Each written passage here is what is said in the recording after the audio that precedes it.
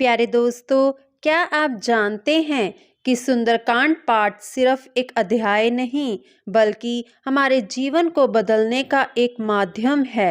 यह पाठ न केवल हमें सकारात्मकता से भरता है बल्कि हर मुश्किल का हल भी प्रदान करता है। आज के इस वीडियो में हम जानेंगे सुंदरकांड का महत्व, इसके चमत्कारी लाभ और इसे करने की सही विधि। प्यारे दोस्तों, सुंदरकांड पाठ में हनुमान जी के महान कार्यों का वर्णन बहुत ही खूबसूरती से किया गया है। सुंदरकांड वाल्मीकि द्वारा रचित रामायण का एक महत्वपूर्ण भाग है, लेकिन तुलसीदास सहित कई अन्य रचयिताओं द्वारा रची गई भगवान राम की रचनाओं में भी सुंदरकांड को जगह मिली है। हालांकि तुलसीदास द्वारा रचित सुंदरकांड सबसे लोकप्रिय मानी जाती है। हिंदू मान्यताओं के अनुसार जो भी जातक सुंदरकांड का पाठ करता है उसे न केवल हनुमान जी बल्कि भगवान राम का भी आशीर्वाद प्राप्त होता है। दोस्तों, क्या आपने कभी सोचा है कि हिंदू धर्म के लोग क्यों सुंदरकांड को इतना अहम मानते हैं? सुंदरकांड करने से व्यक्ति को कैसे फल प्राप्त होते हैं? इस पाठ को करने की सही विधि क्या है? इसकी चर्चा आज हम इस वीडियो में करेंगे। राम भक्त हनुमान जी को बल, बुद्धि और भक्ति प्रदान करने वाले माना जाता है। चाहे हनुमान चालीसा हो या सुंदरकांड, इन दोनों का ही पाठ करने से व्यक्ति को जीवन में कई सकारात्मक प्रभाव देखने को मिलते हैं। जो भी जातक प्रतिदिन सुंदरकांड का पाठ करता है उसकी एकाग्रता में वृद्धि होती है और वह आत्मविश्वास से भर जाता है। जिस तरह अपनी शक्तियों को याद करके हनुमान जी ने बड़े बड़े कार्यों का आसानी से पूरा कर दिया था, उसी तरह सुंदरकांड के पाठ करने से व्यक्ति को अपनी वास्तविक शक्तियों का पता चलता है। अपनी वास्तविक शक्तियों को जानकर व्यक्ति कई बाधाओं से पार पा जाता है। सुंदरकांड के पाठ करने से मानसिक रूप से भी व्यक्ति मजबूत होता है और विरोधियों को परास्त करता है। सिर्फ यही नहीं, सुंदरकांड व्यक्ति के अंदर सकारात्मक भावनाओं को भी पैदा करता है और इसका पाठ करने से व्यक्ति समाज के लिए अच्छे काम करने के प्रति भी प्रेरित होता है। यही वजह है कि हमारे पंडित जी और ज्योतिषी भी लोगों को सुंदरकांड का पाठ करने की सलाह देते हैं। दोस्तों, आइए अब हम जानते हैं कि सुंदरकांड नाम कैसे पड़ा। जैसे कि सुंदरकांड में भगवान हनुमान जी के लंका जाने का जिक्र है। लंका 3 पर्वतों सुबैल, नील और सुंदर पर्वतों के बीच बसी थी। इन तीनों पर्वतों में से सबसे चर्चित पर्वत सुंदर पर्वत था, क्योंकि यहाँ अशोक वाटिका स्थित थी। जब हनुमान जी लंका पहुँचे थे तो इसी वाटिका में उनकी भेंट माता सीता से हुई थी। यही कारण है कि इस पूरे घटनाक्रम को सुंदरकांड नाम दिया गया है। दोस्तों, आइए अब हम जानते हैं सुंदरकांड का पाठ करने के चमत्कारी लाभ।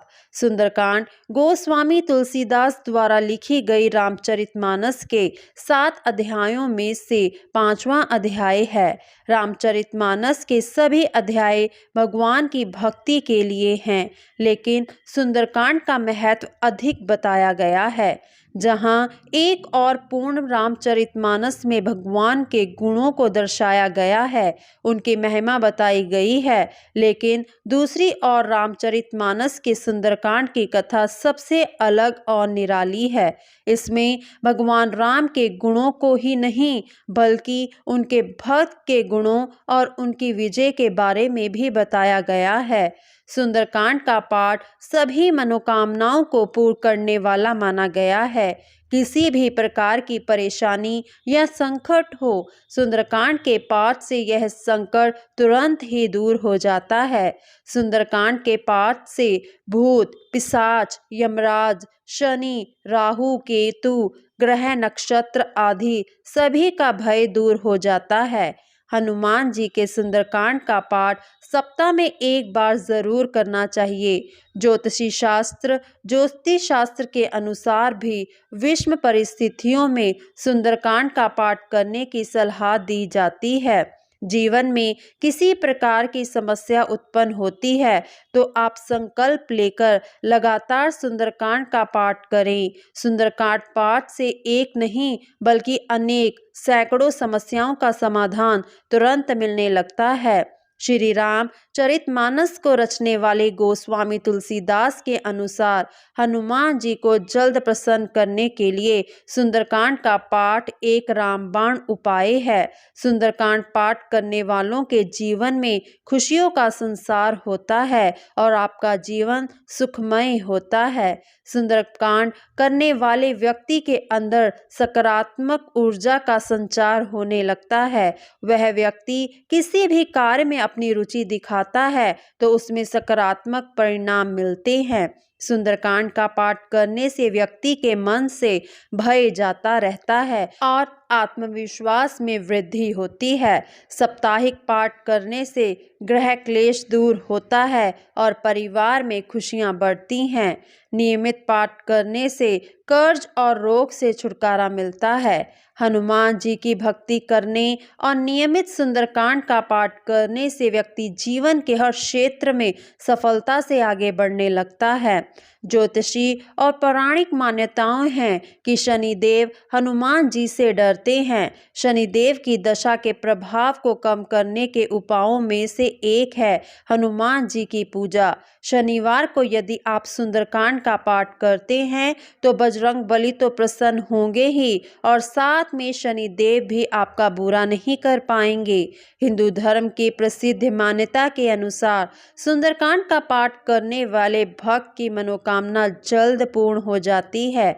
सुंदरकांड का पाठ करने वाले भक्त को हनुमान जी बल प्रदान करते हैं। उसके आसपास भी नकारात्मक शक्ति भटक नहीं सकती। यह भी माना जाता है कि जब भक्त का आत्मविश्वास कम हो जाए या जीवन में कोई काम ना बन रहा हो तो सुंदरकांड का पाठ करने से सभी काम अपने आप ही बनने लगते हैं।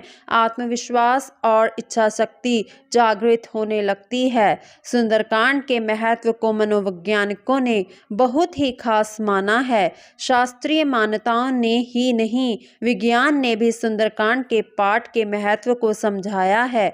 विभिन्न मनोवैज्ञानिक की राय में सुंदरकांड का पाठ भक्त के आत्मविश्वास और इच्छा शक्ति को बढ़ाता है। इस पाठ की एक एक पंक्ति और उससे जुड़ा अर्थ भक्त को जीवन में कभी ना हार मानने की सीख प्रदान करता है। मनोवैज्ञानिकों के अनुसार किसी बड़ी परीक्षा में सफल होना हो तो परीक्षा से पहले सुंदरकांड का पाठ अवश्य करना चाहिए। शनिदेव स्वयं हनुमान जी के भक्त हैं और उनके भय खाते हैं। ऐसा माना जाता है कि जिन जातकों पर शनि की छाया है उन जातकों को रोजाना सुंदरकांड का पाठ करना चाहिए तो शनि की महादशा का प्रभाव कम होता है। शनि बिना कुछ बुरा किए इस पूरी महादशा की अवधि को गुजर देते हैं। यदि संभव हो तो विद्यार्थियों को सुंदरकांड का पाठ करना चाहिए। यह पाठ उनके भीतर आत्मविश्वास को जगाएगा और उन्हें सफलता की ओर करीब ले जाएगा।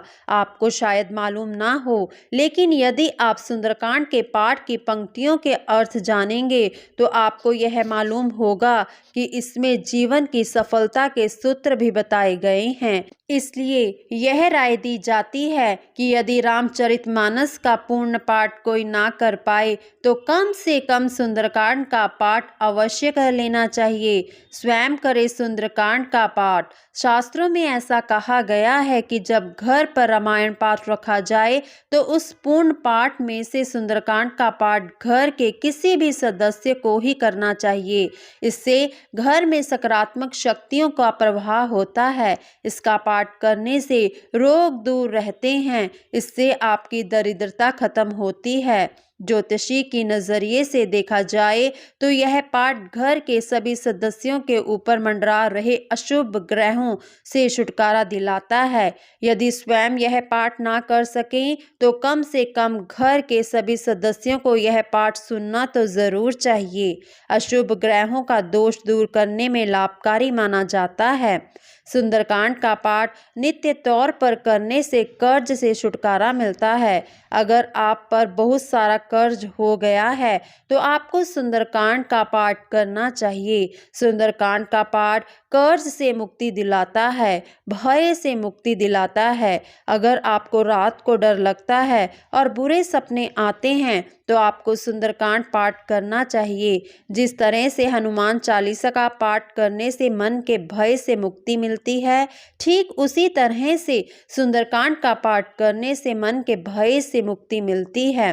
सुंदरकांड का पाठ करने से ग्रह क्लेश से छुटकारा मिलता है। इसका पाठ करने से सकारात्मक शक्ति घर में आती है, जिससे घर में पैदा होने वाली नकारात्मक शक्तियों से भी छुटकारा मिलता है।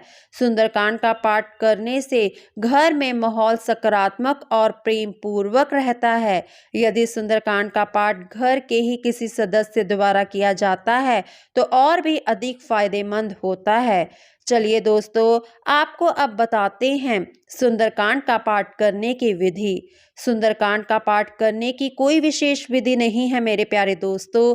यदि आपके मन में श्रद्धा है तो आप सुबह और शाम के समय पवित्र मन से इसका पाठ कर सकते हैं। यदि सुंदरकांड का पाठ किसी विशेष लाभ की प्राप्ति के लिए किया जा रहा है तो आप सुंदरकांड का पाठ करने के लिए सबसे पहले हनुमान जी की प्रतिमा स्थापित करें। सुंदरकांड का पाठ करने के लिए सुबह सुबह 4 से 6 बजे यानी ब्रह्म मुहूर्त में पाठ करना अत्यधिक फलदायी माना जाता है।